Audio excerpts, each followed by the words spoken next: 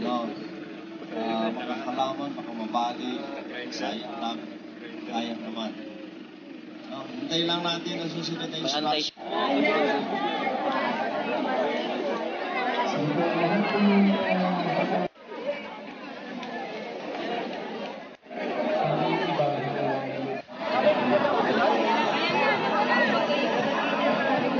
Sa'yo naman ito.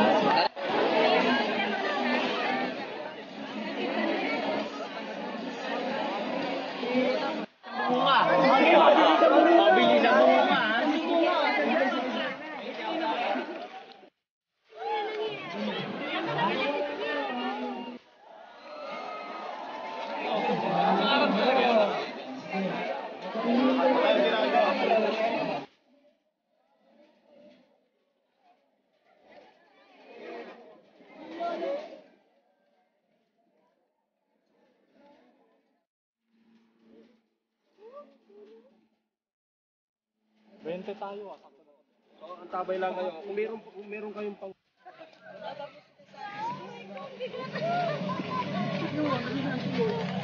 Tol, ba't kayo bumalik?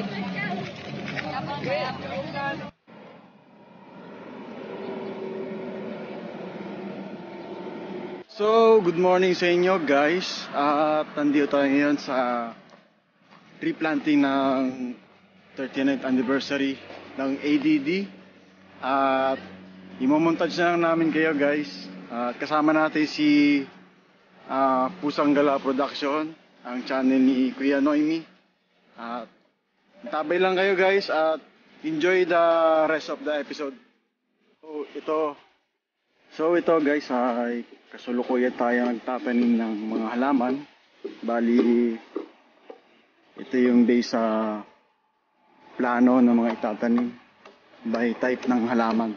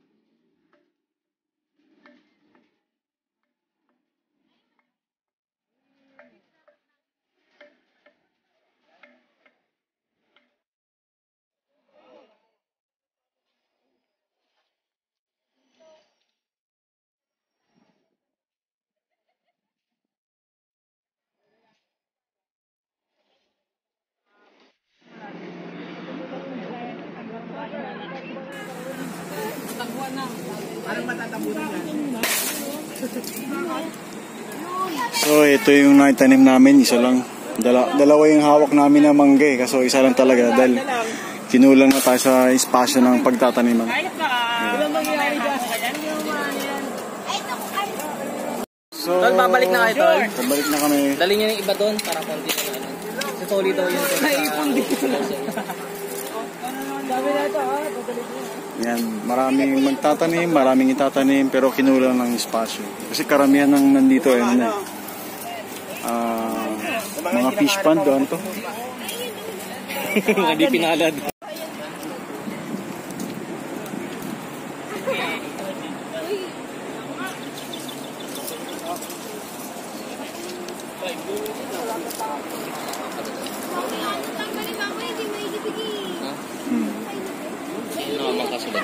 nangingisda.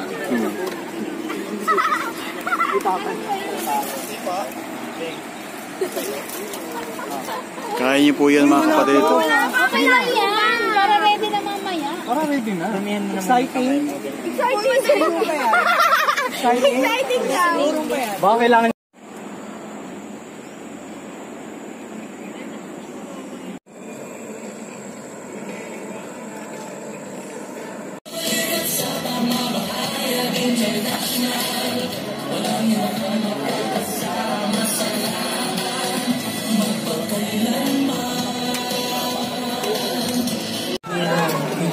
So, awa ng Diyos, nakaraos tong event na to.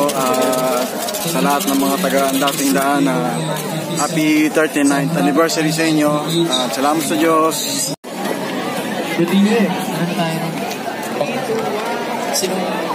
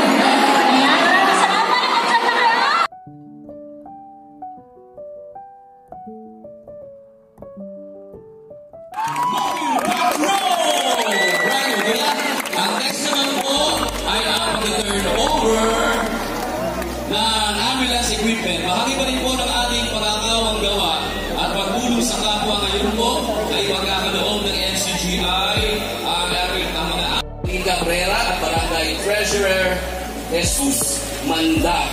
Ito po ay request po ng Barangay Paligi, yung ilalaman po ito dito sa sasakyan. Yung mga stretcher, yung oxygen tank, lahat po ng yan ay na-request po nila. Yan na po. Ngayong gabi po ay tatanggapin na po ng Barangay Paligi ang mga medical equipment na ito sa pagtutulong-tulong po ng Members Church of God International. Salamat sa Diyos! For the opportunity ko ulit, Kapatid Daniel at ang mga opisyalis po ng Barangay Paligi, Apalit, Pampanga. Oo. Kasama rin po dyan yung speaker na inilagay ng ambulance, si Barangay Paligi, at yung breaker po na nasabing van.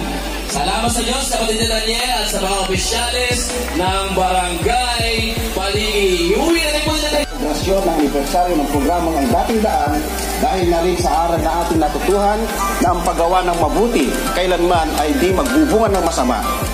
Hindi alintana ng mga kapatid sa Cebu, Bohol at Iloilo ang mahabang lakarin paakyat sa bundok at pabago-bagong panahon upang makabahagi sa tree at mangrove plant nahandog ng NCCI.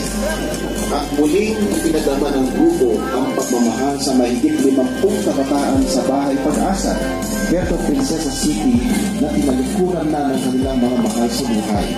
Binigyan ang mga ito ng mga regalo at